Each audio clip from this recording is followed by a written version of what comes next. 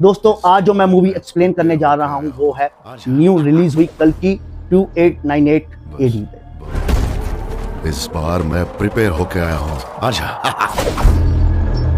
बस बहुत हो गया। मूवी की शुरुआत होती है महाभारत के सीन से। महाभारत में सभी योद्धा मर चुके हैं, कौरवों को मार चुके हैं पांडव, और एक ही सिर्फ योद्धा बचते हैं, वो है अश्वत्थामा। अश्वत्थामा के पिता की भी डेथ हो चुकी होती है, तो वो ब्रह्मास्त्र चलाते हैं जो कि अभिमन्यु की वाइफ के पेट में जाके लगता है, जहां पे उसका बच्चा पल रहा होता है। वो बच्चे को मार देते हैं। तभी श्री कृष्ण प्रकट होते हैं और उसको श्राप देते हैं कि तुम अंत तक जीवित रहोगे, तुम्हें कभी मृत्यु नहीं आएगी, यही तुम्हारा श्राप है। और अश्वत्थामा के जो माथे पर मणि होती है वो उससे छीन लेते हैं। अश्वत्थामा को पश्चाताप होता है और वो श्री कृष्ण से बोलते हैं कि इसका उपाय क्या है, मेरी गलती है। वो गलती को मान लेता है। तो श्री कृष्ण बताते हैं कि अभी जब कल युग स्टार्ट होगा तो उसमें काली नाम का एक राक्षस आएगा, तब मैं अवतार लूंगा, और जिस औरत के जरिए मैं अवतार लूंगा उसको तुम्हें बचाना पड़ेगा, यानी कि तुम्हें मुझे बचाना पड़ेगा, तब तुम्हें मुक्ति मिल सकती है। महाभारत खत्म होने के साथ ही 6000 साल आगे की जिंदगी हमें दिखाई जाती है। यहाँ पे हमें एक बच्चा और कुछ आदमी बैठे होते हैं एक ऐसे वाहन में जो कि हमें फ्यूचर का वाहन लगता है, और उसमें कहा जाता है दुनिया की लास्ट सिटी काशी। पर एक बुजुर्ग बोलते हैं कि ये दुनिया की पहली सिटी भी थी। इसी के साथ फिल्म की शुरुआत होती है। काशी सिटी है जो कि बिल्कुल डिस्ट्रॉय हो चुकी है। वहां पे एक कॉम्प्लेक्स है जिसमें अमीर लोग रहते हैं, और काशी में सभी गरीब लोग रहते हैं, और कुछ लोग ऐसे होते हैं बाउंटी हंटर्स जो कि कॉम्प्लेक्स में जाना चाहते हैं। तो इसी में एक हमारा कैरेक्टर होता है जिसका नाम है प्रभास, और इस मूवी में उसका नाम है भैरवा। सुनिए आगे की मूवी का हाल हमारे वॉइस एक्टर की जुबानी। पर हम ये भी जानते हैं कि असल में काशी दुनिया का पहला शहर भी है, यानी कि जब मानव सभ्यता बसना शुरू हुई थी तब उस टाइम पर काशी सबसे पहले बसाया गया था। यहाँ पर हमें पता लगता है कि काशी शहर को छोड़कर पूरी दुनिया के अंदर ऐसा कोई भी शहर नहीं है जो कि जीने लायक है, क्योंकि वो सारी जगह बर्बाद हो चुकी है। हालांकि यहाँ पर हम ये भी जानते हैं कि काशी के अलावा एक और ऐसा शहर है जो कि जीने लायक है, और उस शहर का नाम है शंबाला। लेकिन हाँ, मूवी के अंदर बहुत ही कम लोग ये जानते हैं कि शंबाला शहर कहाँ पर है। स्पेशली इसके बारे में सिर्फ वही लोग जानते हैं जो कि शंबाला में रहते हैं। अब मैं आप सबको इन रियलिटी बताऊं तो एक्चुअल रियलिटी के अंदर शंबाला नाम का कोई शहर नहीं है। लेकिन हाँ, अगर बुद्धिस्ट रिलीजन की माने तो बुद्धिस्ट लोग ऐसा मानते हैं कि शंबाला नाम का एक शहर एग्जिस्ट करता है, और उनकी मान्यताओं के मुताबिक ये शहर हिमालयस के अंदर है। बट एक्चुअल में इसके बारे में कोई नहीं जानता है, और इसीलिए जिस तरह से इन रियलिटी शंबाला एग्जिस्ट करता है ठीक उसी तरह से इसे मूवी में भी दिखाया गया है, क्योंकि मूवी में भी शंबाला शहर के बारे में कोई भी नहीं जानता है, और ये भी एक छुपी हुई शहर है जिसका लोकेशन बहुत कम लोगों को पता है। अब काशी शहर के अंदर हम ये देखते हैं कि काशी के अंदर कई सारे लोग हैं, और उन सब में से कुछ लोग अमीर हैं और बाकी सब लोग गरीब हैं, और इसीलिए जो भी लोग गरीब है उनकी जिंदगी बहुत बुरी है। इसके साथ ही काशी शहर के मिडिल एरिया के अंदर एक कॉम्प्लेक्स नाम की बहुत बड़ी जगह है जो कि देखने में एक उल्टे से ट्रायंगल जैसा दिखता है, लेकिन ये कॉम्प्लेक्स नाम का ऑब्जेक्ट काफी ज्यादा बड़ा है, और इसके अंदर खाना, साफ पानी, साफ एयर, अच्छे कपड़े, अच्छे घर, पेड़ पौधे, साफ नदियां, साफ जंगल और इस तरह की सारी चीजें हैं। एंड इसीलिए जो भी अमीर लोग हैं वो सब लोग इसके अंदर रहते हैं। हालांकि इस कॉम्प्लेक्स को काफी सिस्टमेटिकली तरीके से चला जाता है, और जो इस पूरे कॉम्प्लेक्स को रूल करता है उसे सुप्रीम कहा जाता है। पूरा नाम कहे तो सुप्रीम यास्किन। अब ये जो सुप्रीम यास्किन है ये न सिर्फ पूरे कॉम्प्लेक्स को रूल करता है, बल्कि इसके साथ ही सब कुछ को मैनेज करने के लिए इसके पास खुद की आर्मी भी है, जिस आर्मी के सोल्जर्स इसके कहने पर सारे काम करते हैं। और इन सारी आर्मी को मैनेज करने के लिए इसके पास एक कमांडर भी है जो कमांडर ही आर्मी को ऑर्डर्स देता है। इसके साथ ही हम ये भी जानते हैं कि पूरे कॉम्प्लेक्स से लेकर पूरे काशी शहर के अंदर कोई डॉलर या फिर रुपीस जैसी करेंसी नहीं चलती, बल्कि यहाँ पर जो चलता है उसे यूनिट्स कहते हैं, और ये यूनिट्स ही यहाँ के पैसे के बराबर है। और इसीलिए जो भी रिच आदमी इस कॉम्प्लेक्स के अंदर रहना चाहता है उसे यहाँ पर आने के लिए 1 मिलियन यूनिट्स देने पड़ते हैं, यानी कि सिंपली 1 मिलियन यूनिट्स दीजिए और फिर उसके बाद से आप कॉम्प्लेक्स के अंदर रह सकते हैं। लेकिन 1 बिलियन यूनिट्स का मतलब है 10 लाख यूनिट्स, और इतने ज्यादा यूनिट्स किसी गरीब आदमी के पास नहीं है, इसलिए उन सबको कॉम्प्लेक्स के बाहर रहना पड़ता है। लेकिन हाँ, वो सब भी कॉम्प्लेक्स के अंदर जाने का सपना जरूर देखते हैं। अब इसके बाद ही एंट्री होती है हमारी मूवी के मेन हीरो की, यानी कि रेबल स्टार प्रभास की, जिनके कैरेक्टर का इस मूवी के अंदर नाम है भैरवा। भैरवा की एंट्री होने के साथ ही हम ये जानते हैं कि भैरवा काशी शहर के अंदर ही रहता है। लेकिन हाँ, भैरवा की कोई फैमिली नहीं है, ना ही उसके मदर और फादर है, और ना ही भाई बहन है, एंड इसीलिए भैरवा अकेला अपनी जिंदगी बिताता है। लेकिन इसके साथ ही हम ये भी जानते हैं कि भैरवा काफी अच्छा फाइटर है, और वो लड़ने के बहुत सारे तरीके जानता है। अब वैसे देखा जाए तो साउथ इंडियन फिल्मों के जितने भी हीरो होते हैं वो सब लड़ने में तो वैसे एक्सपर्ट होते हैं, इसलिए यहाँ पर भैरवा यानी कि प्रभास भी बाकियों से काफी पावरफुल है। हालांकि इसके साथ ही हम ये भी देखते हैं कि भैरवा एक काफी अच्छा इंसान है। लेकिन हाँ, भैरवा का भी ये सपना है कि वो एक दिन कॉम्प्लेक्स के अंदर जाए और वहाँ जाकर एक मजे की जिंदगी बिताए। लेकिन हाँ, अब क्योंकि कॉम्प्लेक्स के अंदर जाने के लिए 1 मिलियन यूनिट्स देने पड़ते हैं, इसलिए भैरवा अब तक कॉम्प्लेक्स के अंदर नहीं जा पाया है, क्योंकि उसके पास इतने यूनिट्स ही नहीं है। और इतने सारे यूनिट्स तो क्या, बल्कि उसके पास कुछ भी नहीं है, इसीलिए वो दूसरों से यूनिट्स मांग मांग के उधारी पे जीता है, और टाइम से किसी का भी उधार नहीं चुकाता है। हालांकि एक दिन हम ये देखते हैं कि काशी के अंदर शंबाला का एक स्पाई घुस जाता है और इसीलिए उसे कई सारे गुंडे पकड़ रहे होते हैं, क्योंकि शंबाला से जो भी लोग आते हैं या फिर स्पाई आते हैं उन सबको पकड़कर अगर कॉम्प्लेक्स को सौंपा जाए तो कॉम्प्लेक्स के सोल्जर्स का कमांडर उस आदमी को काफी बड़ी बाउंटी देता है, मतलब कि काफी बड़ा इनाम देता है। और इसीलिए यहाँ पर जैसी भैरवा उस स्पाई को देखता है वैसे वो उन सारे गुंडों से फाइट करता है और उन सबको बीट करके शंबाला के स्पाई को पकड़ लेता है। हालांकि उससे पकड़ने के बाद ही भैरवा को पता लगता है कि असल में शंबाला का वो स्पाई एक आम आदमी है जो कि बस यहाँ पर कॉम्प्लेक्स की तहकीकात करने आया है, लेकिन अब क्योंकि उसे तो सिर्फ यूनिट चाहिए थे ताकि वो कॉम्प्लेक्स के अंदर जा सके,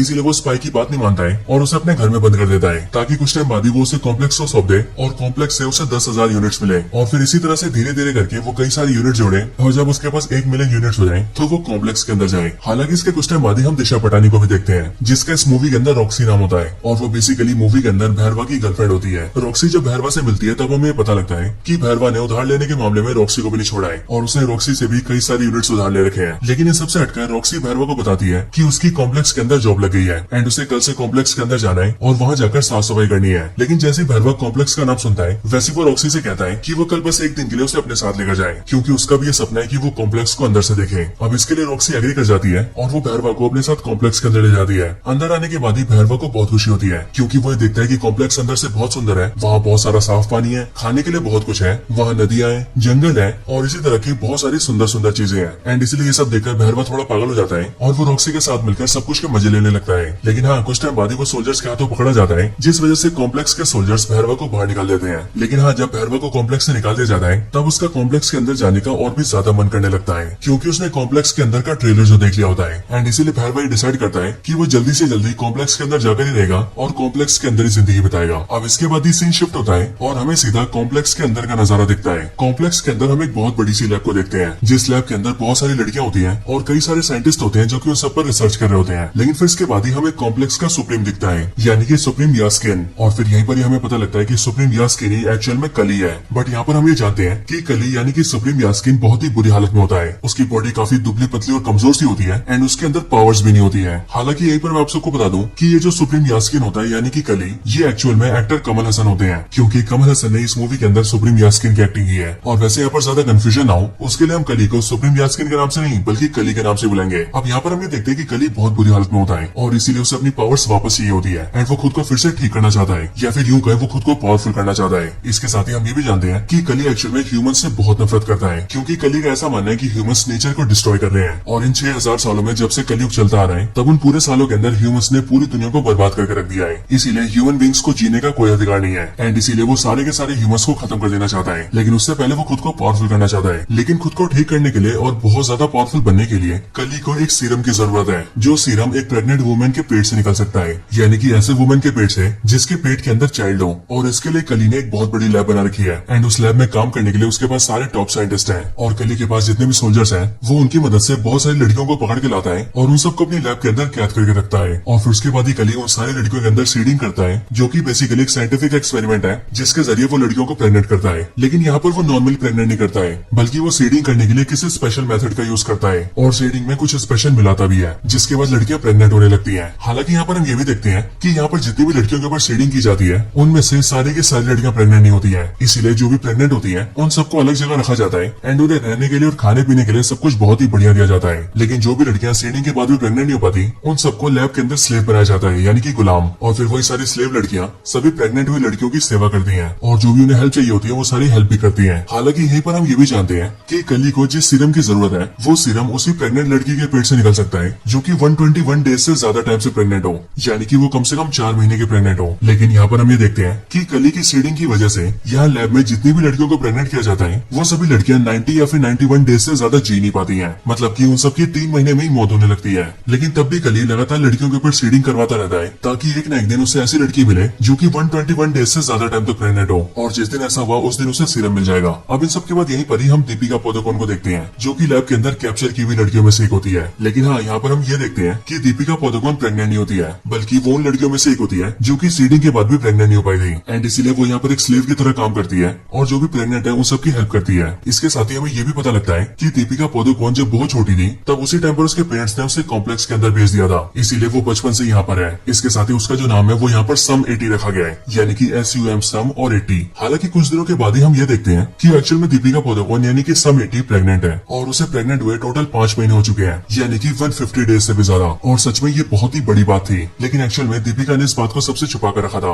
और उसने किसी को पता नहीं लगने दिया था कि वो इतने टाइम से प्रेग्नेंट है। हालांकि इसका कुछ टाइम बाद हम ये भी देखते हैं कि दीपिका के बहुत टाइम छुपाने के बाद भी इस चीज को एक सोल्जर देख लेता है और इसीलिए वो सीधा कॉम्प्लेक्स के कमांडर को बता देता है कि दीपिका 150 डेज से भी ज्यादा प्रेग्नेंट है और फिर इसीलिए लैब वाले उसे उठा लेते हैं एंड उसकी बॉडी को एक बड़ी सी मशीन में डाल देते हैं एंड उसके पेट से सीरम को एक्सट्रैक्ट करने की कोशिश करते हैं। लेकिन जब एक्सट्रैक्शन को स्टार्ट किया जाता है तब जैसे ही सिर्फ एक ही बूंद एक्सट्रैक्ट होता है वैसे ही एक बूंद के एक्सट्रैक्ट होने के साथ ही वो मशीन रुक जाती है और फिर उसके बाद ही पावर सप्लाई कट जाती है, लाइटें धीरे धीरे करके जलने बुझने लगती हैं एंड आसपास की सारी चीजें हिलने लगती हैं। और फिर इसी टाइम पर दूसरी तरफ हम ये देखते हैं कि यहाँ से थोड़ी दूरी पर एक टेम्पल होता है और उसी टेम्पल के अंदर अश्वत्थामा होता है जो कि वैसे तो काफी टाइम से मेडिटेशन में होता है, लेकिन अभी अचानक से उसकी आंखें खुलती हैं और वो इस बात को फील करता है कि कल की अवतार जन्म लेने वाले हैं और इसीलिए भगवान उसे संकेत दे रहे हैं कि वो उनके जन्म होने में कोई बाधा न आने दे। एंड फिर इसके लिए अश्वत्थामा वहां से निकल जाते हैं और वो उसी वुमेन को ढूंढने लगते हैं जो वुमेन कल की अवतार को जन्म देने वाली है। हालांकि इसी टाइम पर हमें भी ये पता लग जाता है कि असल में जो कल की अवतार को जन्म देने वाली है वो और कोई नहीं बल्कि दीपिका पादुकोण है, यानी कि समेटी। इसके बाद ही हम कॉम्प्लेक्स में देखते हैं जहाँ पर सिर्फ एक बूंद सीरम के निकलने के बाद ही एक्सट्रैक्शन रुक गया था, लेकिन फिर इसके अगले पल ही हम ये देखते हैं कि जिस मशीन के अंदर दीपिका होती है उसी मशीन के अंदर उसकी एक फ्रेंड आ जाती है जो कि दीपिका की तरह ही एक स्लेव थी और वो दीपिका को वहाँ से निकाल लेती है एंड वो एक खुफिया रास्ते से होते हुए काफी नीचे आ जाती है। वहाँ पर आने के बाद ही वो दीपिका को बताती है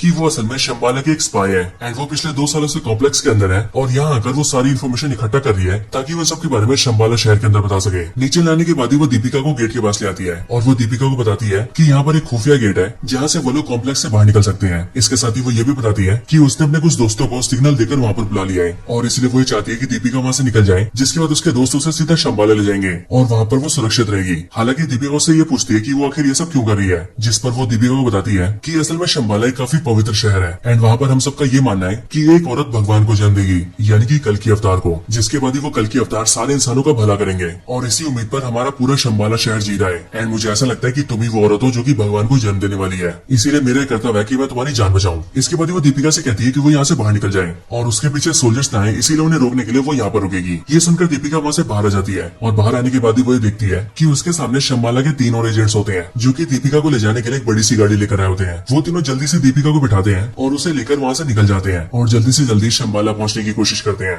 हालांकि इसके बाद ही हम कॉम्प्लेक्स में ही देखते हैं कि कमांडर को पता लग जाता है कि समेटी वहाँ से निकल चुकी है और इसीलिए वो अपने सारे सोल्जर्स को उसके पीछे लगाता है एंड सबसे ही कहता है कि वो उसे पकड़ कर लेकर आए। इसके साथ ही वो शहर के अंदर भी अनाउंस कर देता है कि जो भी समेटी को पकड़ कर लाएगा उसे इनाम के तौर पर 5 मिलियन यूनिट्स मिलेंगे। एंड इसलिए यहाँ पर हम ये देखते हैं कि इस वाले ऑफर को भैरवा भी देखता है और इसीलिए वो सोचता है कि अगर उसने समेटी को पकड़ लिया तो उसे 5 मिलियन यूनिट्स मिलेंगे एंड देन उसके बाद वो बड़े आराम से कॉम्प्लेक्स के अंदर जा पाएगा और इसलिए वो भी दीपिका की यानी कि समेटी की तलाश में निकल जाता है। इधर जो 3 लोग दीपिका को शंबाला लेकर जा रहे थे हम उनके बारे में भी जानते हैं एंड यहाँ पर हमें पता लगता है कि इनके नाम वीरान और कायरा होते हैं एंड इन दोनों के साथ इनका एक और साथी होता है। और यहाँ पर हम ये भी देखते हैं कि यहाँ पर कायरा दीपिका से उसका नाम पूछती है, जिस पर वो उसे बताती है कि उसका नाम समेटी है, पर फिर वो दीपिका से कहती है कि उसे उसका नाम समेटी नहीं रखना चाहिए बल्कि इससे बढ़िया उसे उसका नाम सुमति रखना चाहिए। और फिर यहीं से हम ये देखते हैं कि दीपिका अपना नाम समेटी नहीं बल्कि सुमति रख लेती है। हालांकि इसके कुछ टाइम बाद ही हम ये देखते हैं कि कॉम्प्लेक्स के सोल्जर इन्हें ढूंढ लेते हैं और इसीलिए वो लोग इन पर अटैक कर देते हैं और सुमति को वहाँ से ले जाने की कोशिश करते हैं। पर फिर उसी टाइम पर यहाँ पर एंट्री होती है अश्वत्थामा की, यानी कि अमिताभ बच्चन की, जो कि यहाँ पर जैसे आते हैं वैसे वो सारे सोल्जर्स को बीट कर देते हैं और इन सबको पेल पाल के वो सुमति को बचा लेते हैं। एंड वो सुमति से ये भी कहते हैं कि अब से वही उसकी हिफाजत करेंगे क्योंकि वो बहुत ही जल्दी भगवान को जन्म देने वाली है। हालांकि इसके कुछ टाइम बाद ही हम ये देखते हैं कि वहाँ पर भैरवा भी आ जाता है जिसने की सुमति को ढूंढ लिया होता है और इसीलिए यहाँ पर आने के बाद ही वो सुमति को ले जाने की कोशिश करता है, जिस वजह से भैरवा और अश्वत्थामा दोनों के बीच फाइट होती है। एंड इसी फाइट में अश्वत्थामा भैरवा को पटक देता है और उसे बुरी तरह से हरा देता है, जिसके बाद वो सब लोग सुमति को लेकर सीधा शंबाला निकल जाते हैं। इधर दूसरी साइड जैसी कमांडर को पता लगता है कि सोल्जर्स को सुमति मिली थी, वैसे वो अपने कई और सोल्जर्स के साथ मिलकर सीधा उसी जगह पर आ जाता है जहाँ पर भैरवा और अश्वत्थामा की फाइट हुई थी। लेकिन वहाँ पर आने के बाद ही वो देखता है कि वहाँ पर उसके सारे सोल्जर्स की लाशें पड़ी हैं। इसके साथ ही वहाँ पर भैरवा भी पड़ा हुआ है जो कि अश्वत्थामा से फाइट हार गया था।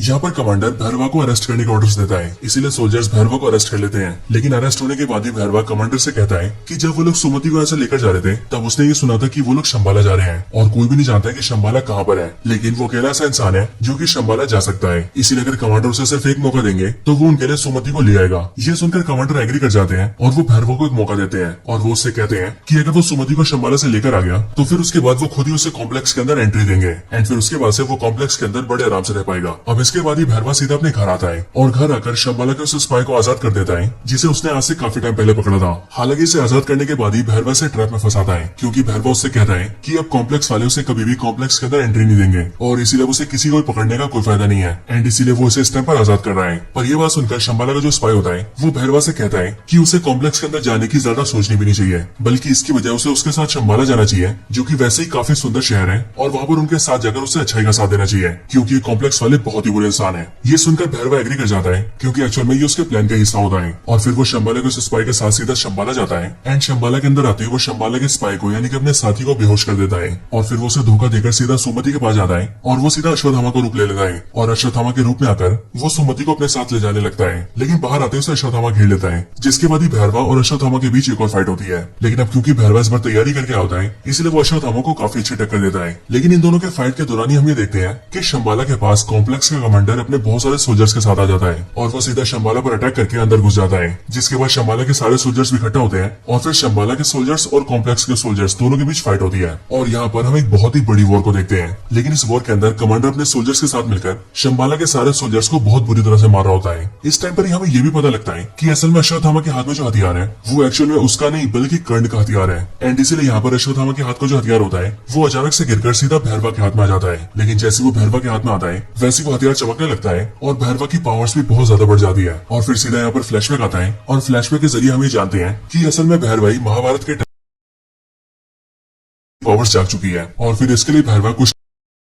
और वो सीधा कमांडर के सारे सोल्जर से लड़ने लगता है, एंड फिर वो सारे सोल्जर्स को मार देता है, और एंड में वो कमांडर को भी मार देता है, और फिर इस तरह से वो सुमति को बचा लेता है। लेकिन फिर जैसे ही वो अपने हथियार छोड़ता है वैसे ही हम ये देखते हैं कि वो एक बार फिर से भैरवा बन जाता है, यानी कि वही भैरवा जिसे कॉम्प्लेक्स के अंदर जाना है। और इसीलिए होश आते वो सीधा सुमति को उठाता है और उसे लेकर अपनी गाड़ी में बैठ जाता है, और वहां से सीधा अपनी गाड़ी को फ्लाई करता है और शंबाला से निकल जाता है। इस टाइम पर अश्वत्थामा से रोकने की कोशिश करता है, लेकिन वो भी भैरवा को रोकने में फेल हो जाता है, और भैरवा सुमति को लेकर अपने साथ निकल जाता है। अब इसके बाद ही हमें सीधा कॉम्प्लेक्स का सीन दिखाया जाता है, जहाँ पर हम कली को देखते हैं। अब आपको याद हो तो जिस टाइम पर सुमति का एक्सट्रैक्शन चल रहा था उस टाइम पर मशीन के बंद होने तक वहाँ पर एक बूंद सीरम को निकाल लिया गया था, एंड इसलिए यहाँ पर हम ये देखते हैं कि उसी एक बूंद सीरम को सीधा कली के हाथ में दिया जाता है, और फिर कली जैसे उसे लेता है वैसी सीरम की उस एक बूंद को वो अपनी बॉडी में डाल लेता है, और जैसी वो एक बूंद सीरम कली की बॉडी में जाता है वैसे हम ये देखते हैं कि कली की दुबली पतली और कमजोर सी बॉडी बहुत ही पावरफुल और मस्कुलर हो जाती है, और वो बहुत ज्यादा शक्तिशाली हो जाता है। और फिर इसके बाद ही कली डिसाइड करता है कि अब उसे बाकी का पूरा सीरम चाहिए, और इसके लिए वो खुद ही सुमति को ढूंढेगा और उसके अंदर से सारा सीरम निकाल लेगा। और जब ऐसा होगा तब कली इतना ज्यादा पावरफुल हो जाएगा कि तब उसे रोकने वाला कोई भी नहीं होगा, यहाँ तक कि भगवान भी नहीं। हालांकि दोस्तों यहीं पर ये मूवी एंड हो जाती है, और इसीलिए जब इस मूवी का नेक्स्ट पार्ट आएगा तभी हमें पता लगेगा कि इसकी आगे की स्टोरी में क्या होने वाला है। लेकिन हाँ दोस्तों, तब तक के लिए इसकी स्टोरी यहीं पर एंड होती है। सो दोस्तों ये थी वीडियो कल की मूवी के ऊपर। आप सबको इस मूवी की स्टोरी और हमारी वीडियो कैसी लगी ये आप मुझे कमेंट्स के अंदर जरूर बताना, और अगर आप सभी का कोई और रिकमेंडेशन हो तो आप वो भी मुझे कमेंट्स के अंदर बता सकते हैं। बाकी वीडियो पसंद आई हो तो इसे लाइक जरूर करें, और कमेंट्स के अंदर भी कल की जरूर लिखें। आप वीडियो को लाइक और कमेंट जरूर करना, क्योंकि जब आप वीडियो को लाइक करेंगे और कमेंट्स के अंदर कल की लिखेंगे तब हमें भी ये पता लगेगा कि आप सबको वीडियो बहुत पसंद आई है। और हाँ, अगर आपको सच में वीडियो ज्यादा पसंद आई हो तो आप वीडियो को लाइक और कमेंट करने के साथ साथ वीडियो को शेयर भी कर देना, ताकि आपके साथ साथ आपके सारे दोस्त भी इस वीडियो को देखकर मूवी की स्टोरी जान पाए। और हाँ, अगर आपको इसके अलावा हमारे चैनल की कोई और ऐसी वीडियो देखनी हो तो आप सिंपली हमारे चैनल को चेकआउट कर सकते हैं, या फिर मैंने कई सारी वीडियोस के लिंक डिस्क्रिप्शन में भी दिए हुए हैं। आपका जो मन करे आप वो वाली वीडियो तो बने रहिए हमारे साथ। अगर वीडियो पसंद आए तो चैनल को सब्सक्राइब करना मत भूलिएगा, वीडियो को लाइक एंड शेयर जरूर कीजिएगा। आपका होस्ट एंड दोस्त अभिषेक गौर।